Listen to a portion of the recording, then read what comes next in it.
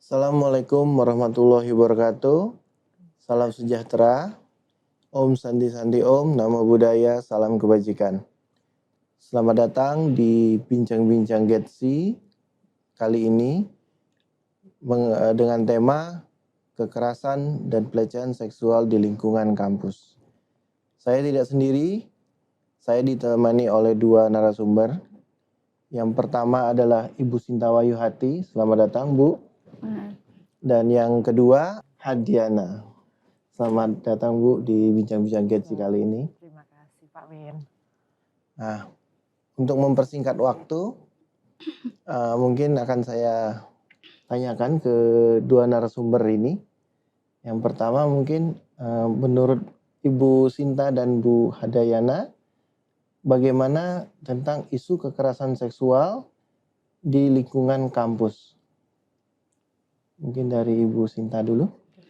Ya, jadi kalau kita bicara tentang isu pelecehan dan kekerasan seksual di lingkungan kampus, memang saat ini kalau kita lihat dimulai tahun 2020 sampai sekarang mulai bermunculan ya. Dan ini sebenarnya adalah sebuah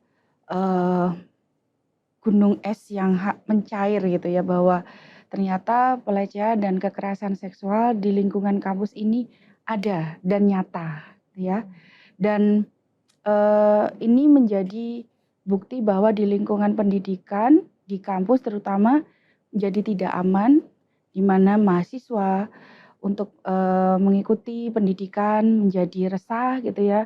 Begitu juga dosen, staf itu juga merasa tidak nyaman di lingkup pendidikan. Jadi isu-isu tentang pelecehan dan kekerasan di kampus ini menjadi sebuah isu yang luar biasa ya, yang harus secepatnya dilakukan penanganan seperti itu, Pak. Dari Ibu Hadayana. Iya, sebenarnya fenomena kekerasan seksual di lingkungan pendidikan, khususnya di lingkungan kampus sendiri ini sebenarnya udah lama ya. Komnas Perempuan sendiri sejak 2017 itu angkanya makin meningkat. Tapi kebanyakan memang 78% dari kasus tersebut tidak dilaporkan secara pidana atau diproses secara litigasi. Bentuknya hanya aduan. Ini juga sebenarnya pertanda bahwa mungkin saja masih banyak kasus lain yang terjadi di seluruh Indonesia di lingkungan kampus kita yang memang belum sampai ke permukaan. Cuma memang dengan trennya beberapa kali kejadian waktu itu ya di beberapa kampus yang waktu itu juga sempat melibatkan dosen gitu ya, udah sempat naik ke proses litigasi, itu kan juga pertanda bahwa memang kita harus gerak bareng Iya, gitu. betul. Jadi ini tidak bisa dianggap lagi menjadi kewajiban aparat penegak hukum, tapi juga pihak kampus harus juga menjaga sivitas akademinya supaya sama-sama bisa menjalankan kehidupan perkuliahan yang baik lah. Boleh Pak, silakan. Menurut Ibu Hadayana, sebenarnya pelecehan dan kekerasan seksual di lingkungan kampus itu gambarnya seperti apa? Dan mungkin Ibu bisa kasih contoh di lingkungan kampus, kasusnya seperti apa?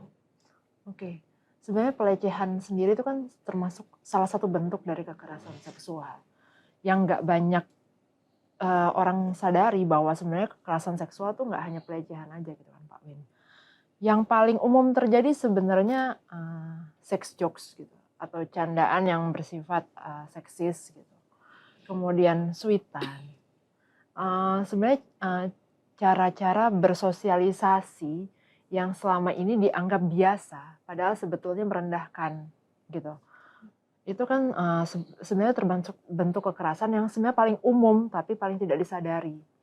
Itu sih. Di luar itu, selain itu juga masih ada bagaimana tatapan gitu, tatapan yang terlihat seksi, seksual atau tatapan merendahkan. Juga bagaimana diskriminasi bentuknya.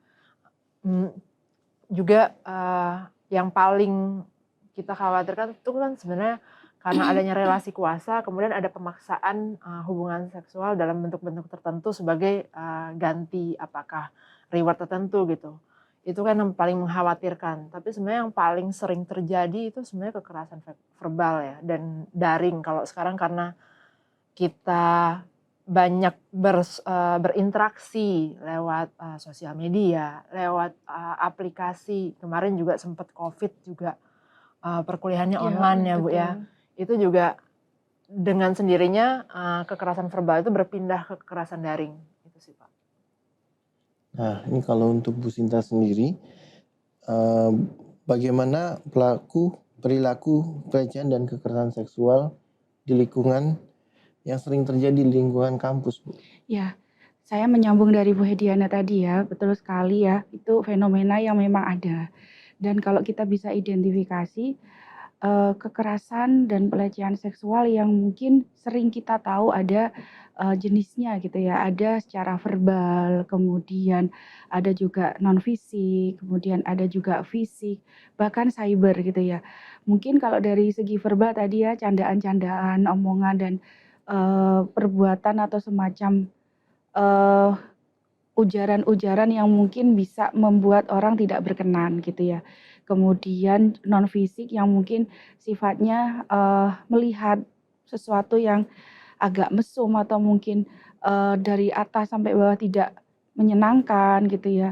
Kemudian kalau dari segi fisik pastinya ya tidak boleh ada tindakan-tindakan yang mungkin bisa membuat si korban ini merasa dirugikan gitu ya, seperti mungkin ada pemaksaan-pemaksaan dan juga yang paling sering saat ini adalah melalui cyber ya, melalui digital atau daring gitu yang di mana mereka tidak sadar bahwa mereka sudah melakukan itu, seperti mengirimkan voice-voice atau materi-materi yang tidak senonoh gitu ya, sehingga membuat seseorang tidak berkenan dan ini bisa dikatakan bentuk pelecehan.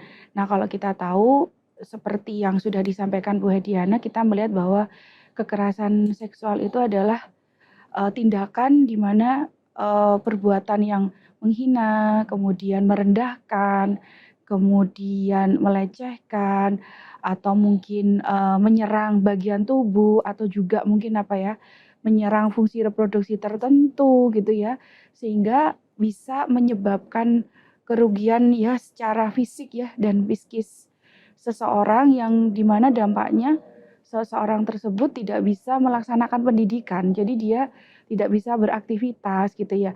Baik itu mungkin terjadi pada mahasiswa atau mungkin bisa terjadi dengan warga kampus yang lain, bisa dosen atau staf kependidikan. Mungkin seperti itu Pak Win. Nah, kalau dari Ibu Hadanya sendiri, berdasarkan pengalaman Ibu, dampak kekerasan dan pelecehan seksual ke korban itu seperti apa dampak negatifnya? Kalau dari dampak atau efek itu sebenarnya ada 4 dimensi ya Pak Win ya. Jadi yang pertama yang pasti itu ada dampak psikis. Yang kedua itu dampak fisik. Yang ketiga adalah dampak sosial. Yang keempat adalah dampak ekonomi. Yang pertama itu dampak psikis pastinya ada rasa trauma. Kemudian ada rasa malu. Ada perasaan bahwa dirinya kurang atau direndahkan. Itu yang paling ringan. Kemudian memang jika berat bisa berlanjut ke stres atau sampai depresi. Kemudian fisik tentunya ada beberapa jenis kekerasan yang memang menimbulkan luka. Luka artinya luka fisik sampai atau yang paling parahnya mungkin ini kemarin kita kejadian yang di Sulawesi Tenggara ini kan ke anak gitu ya. Iya, betul. Itu kan sampai rusaknya alat reproduksi, itu ada yang harus benar-benar diangkat. Kemudian itu kan kejam ya Bu, luar biasa ya. dan pelakunya luar biasa ya Bu. Iya, Guru, polisi, guru agama juga. itu. Iya. Diduga, Dan Bu. Tapi kalau sudah fix ya. sudah ditetapkan sebagai tersangka dan maaf kalau dalam pendampingan kasus kekerasan seksual sampai dia terbukti tidak bersalah, maka dalam pendampingan dia adalah salah. Terbalik Pak, sama kayak kasus korupsi, pembuktiannya terbalik. Iya betul. Ini yang berusaha kita bawa sebenarnya dari Komnas Perempuan ke ranah litigasi itu begitu, bahwa kita selalu berpihak pada korban, jadi pembuktiannya terbalik. Gitu. Kemudian efek sosialnya, bagaimana akhirnya dia juga kesulitan untuk berinteraksi dengan sekitarnya. Betul. Bagaimana akhirnya dia juga bisa terhambat kuliahnya, Kuliahnya, ya. perkuliahannya gitu. Dan ujungnya kan akhirnya ekonomi. Kalau misalkan perlu perawatan berkesinambungan, tentu ada pengaruh ekonomi di situ. Dan kemungkinan kalau misalkan sampai tidak lanjut kuliah karena efek dari trauma, akhirnya kita menghilangkan potensi korban untuk mendapat masa depan yang baik. Gitu. Itu Ya. efek jangka panjangnya. Seumur hidup ya Bu ya. Kalau dampak psikologisnya sendiri kepada korban itu seperti apa Bu biasanya? Kalau dalam pendampingan korban yang kita lakukan itu kan sebenarnya PFA Pak. Jadi psychologist first aid. Kita lihat ciri fisiknya apa aja yang sebenarnya terjadi pada korban. Mungkin ada luka kah? Mungkin ada maaf kalau misalkan terjadi sampai perkosaan, berarti ada tanda dan harus divisum. Itu dulu yang kita tangani. Kemudian setelah itu sambil dilihat pada saat pendampingan biasanya ada ciri-ciri stresnya Ibu ya. Iya betul. Itu bisa dilihat cara berbicara mungkin berubah.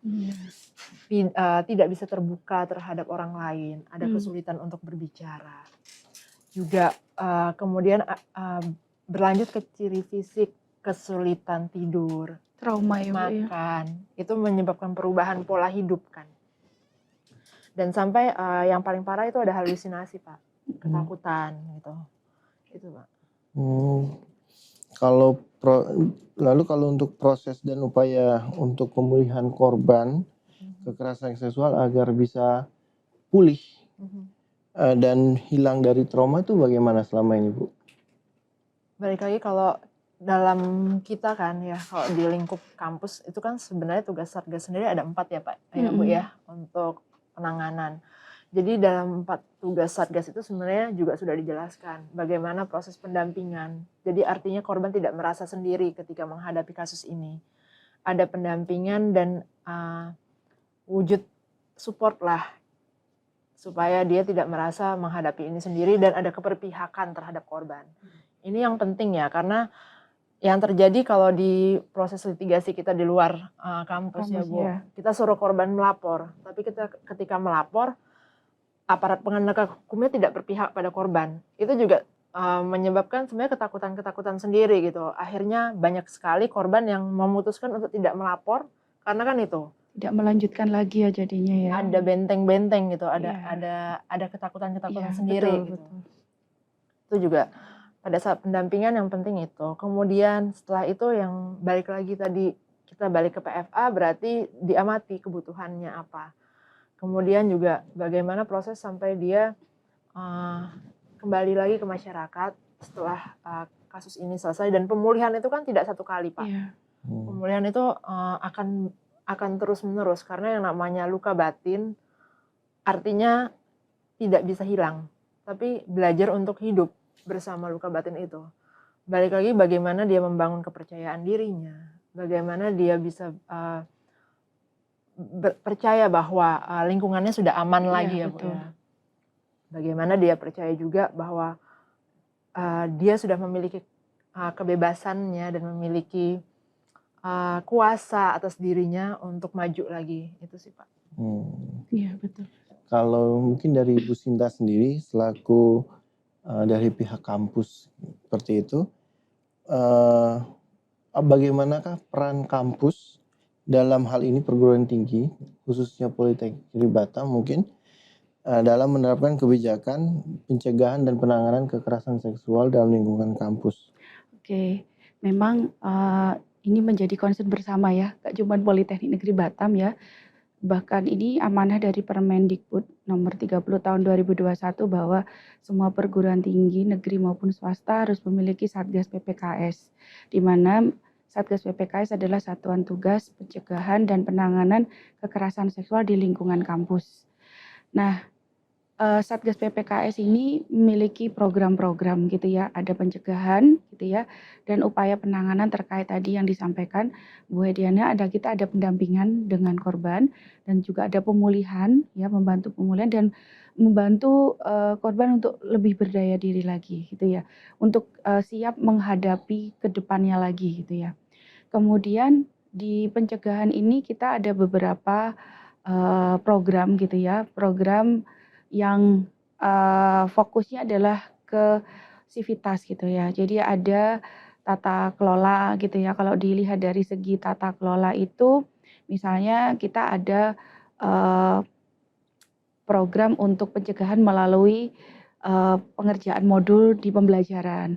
Kebetulan, di mata kuliah MKU sudah terintegrasi ya, yaitu terkait dengan, pencegahan pelecehan dan kekerasan seksual gitu ya, yaitu salah satunya pengerjaan modul, PPKS. Kemudian yang kedua adalah, terintegrasi juga dalam mata kuliah, project based learning di mata kuliah umum. Kemudian melalui tata kelola itu juga salah satunya adalah, melakukan, eee, penguatan kapasitas ya kepada sivitas, itu memberikan semacam pelatihan untuk pencegahan pada dosen, kemudian pada staf kependidikan dan juga, mahasiswa. Kemudian membuat dan merancang nih, kebetulan kami sudah ada, di Politeknik Negeri Batam sudah ada SOP, yaitu untuk pencegahan dan penanganan, kekerasan seksual gitu ya. Di mana itu, salah satu amanah dari Permendikbud bahwa setiap perguruan tinggi punya mekanisme pelaporan penanganan kekerasan seksual. Kemudian kita di Politeknik Negeri Batam, juga ada koordinasi gitu ya antar satuan unit gitu ya, bila ada sesuatu yang terkait dengan laporan kekerasan seksual di lingkungan kampus. Kemudian yang ketiga adalah membangun, komunitas budaya ya, atau budaya komunitas itu di kalangan mahasiswa, dosen, dan juga staf gitu ya. Jadi kalau biasanya mahasiswa masuk pertama, kita lakukan ada orientasi gitu ya, kita ada di situ, ikut dalam sosialisasi tentang, pencegahan gitu ya. Kemudian kita juga ada sosialisasi juga ke staf, ke dosen dan juga ke, karyawan gitu ya tentang, pencegahan pelecehan dan kekerasan seksual. Jadi harapannya semua, sivitas Politeknik Negeri Batam itu memiliki kesadaran yang sama untuk benar-benar, eee, punya komitmen untuk tidak melakukan pelecehan dan kekerasan seksual dan juga berkomitmen untuk, eee, menanggulangi dan juga mendukung upaya-upaya, penyelesaian kasus-kasus kekerasan seksual di Politeknik Negeri Batam. Seperti itu yang mungkin saat ini, sedang berjalan ya progresnya, seperti itu. Nah, kalau menurut Bu Sita sendiri, prinsip yang ideal dalam yang diterapkan dalam kampus sendiri, khususnya Politeknik Negeri Batam, dalam hal penanganan dan pencegahan kekerasan seksual di lingkungan kampus itu bagaimana yang idealnya, Bu? Kalau melihat dari prinsip yang ideal adalah, pertama adalah terkait dengan, adanya nilai-nilai kesetaraan dan juga keadilan gender. Karena memang kasus pelecehan dan kekerasan seksual ada salah satu penyebabnya adalah adanya ketimpangan dalam relasi kuasa gitu ya. Jadi, ada, pengintegrasian nilai-nilai kesetaraan dan keadilan gender dalam mata kuliah gitu ya, dalam program-program kegiatan, kemahasiswaan gitu ya. Kemudian ada juga, nilai-nilai berikutnya yaitu terkait dengan, eee, hak-hak aksesibilitas dan juga kesetaraan untuk disabilitas gitu ya.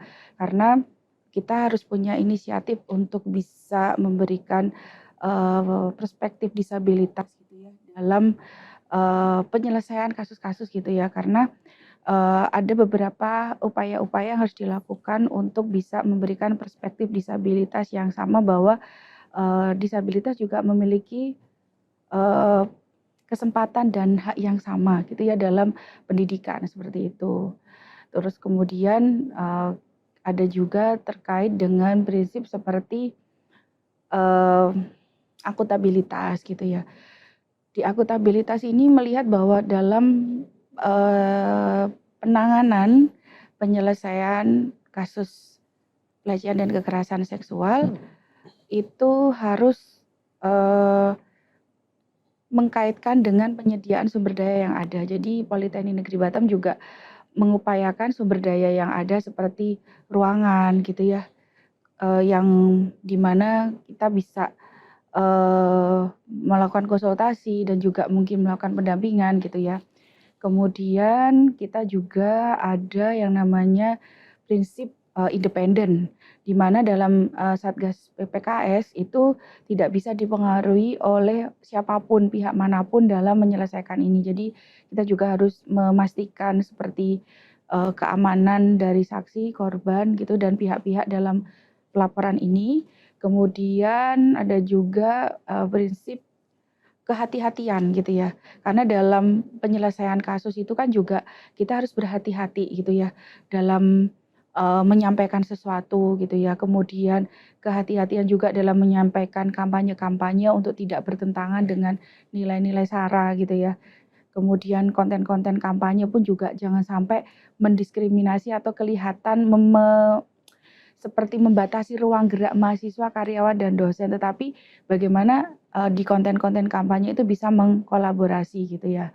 Kemudian ada juga, eee, konsisten dan juga ketidakberulangan gitu ya. Jadi penyelesaian kasus-kasus kekerasan seksual ini juga harus memperhatikan, keberpihakan kita kepada korban gitu ya. Karena dalam penentuan sanksi pun jangan sampai karena si pelaku ini pengen berubah dan memperbaiki diri tidak, tetapi kita, memberikan sanksi itu karena keberpihakan kita pada korban, seperti itu. Mungkin itu Pak Win, makasih. Makasih Bu. Iya. Mungkin saya balik lagi ke Ibu Hadayana. Bagaimana seharusnya yang dilakukan untuk penanganan korban kekerasan seksual di lingkungan kampus, Bu? Iya, sebenarnya seperti tadi yang udah dijelaskan Bu Sinta ya. Amanatnya Permendikbud PPKS sendiri itu kan ada 4 dalam penanganan kasus, yaitu pendampingan, perlindungan, kemudian pengenaan sanksi dan pemastian bahwa hal tersebut tidak akan berulang gitu. Jadi selama proses dari penerimaan laporan sampai ujungnya itu nanti di penanganan, jangan sampai nilai-nilai yang tadi sudah disebutkan oleh Bu Sinta tadi sampai terlupakan. Pada prinsipnya kehati-hatian itu harus, dan yang penting itu berpihak pada korbannya itu harus. Ada kadang-kadang yang terlupa mungkin untuk pendampingan luar. Rahasia itu penting.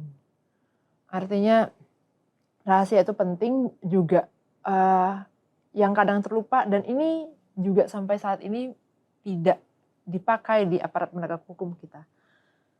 Biasanya dalam penanganan kasus kita itu jangan sampai kita mempertemukan korban dengan pelaku sampai biasanya itu sudah ada final bahwa ada persetujuan dari korban untuk bertemu dan sudah biasanya pada penentuan sanksi. Itu pun kalau bisa dihindari gitu.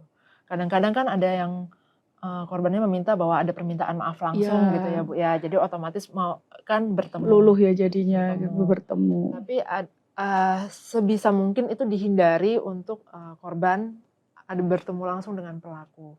Yang ditakutkan adalah dengan tatapan mata aja bisa berubah Pak Win. Kadang-kadang ada traumatis ya namanya. Kadang-kadang berubah gitu.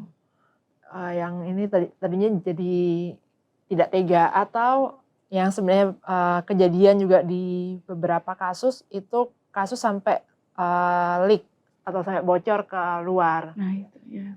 Ini juga perlu diperhatikan. Betul. Orang-orang yang terlibat dalam pendampingan dan penanganan kasus ini memiliki etika pendampingan, paham akan etika pendampingan benar-benar gitu. Jangan sampai tanggung jawabnya untuk mendampingi dan mengadvokasi kasus ini membuat dia akhirnya merasa memiliki kuasa untuk melakukan apapun caranya untuk mendapat keadilan sehingga akhirnya leak. Kadang-kadang kan beberapa kasus tuh itu dianggap sebagai jalan keluar gitu untuk mendapatkan keadilan dengan bantuan sosial media misalkan. Iya, betul. Nah, ini jangan sampai terjadi baiknya. Juga ada beberapa anggapan sebenarnya yang menganggap kalau memang salah kenapa tidak dipolisikan. Padahal prinsipnya dari Permendikbud ini adalah restoratif justice gitu. Di mana kita memberikan pendampingan, kita juga ada usaha untuk mencegah ini berulang kembali dengan menciptakan budaya-budaya yang lebih adil gender. Betul. Tapi juga kita tidak mematikan potensi si pelaku. Kita hanya memberi sanksi supaya dia sadar bahwa yang dia lakukan adalah salah dan ada efek dari situ. Juga sebenarnya memulihkan pelaku karena kadang-kadang sebenarnya pelaku ini kan juga bisa melakukan ini karena pola pikir yang salah, yang yang tidak adil gender gitu, atau mungkin juga ada trauma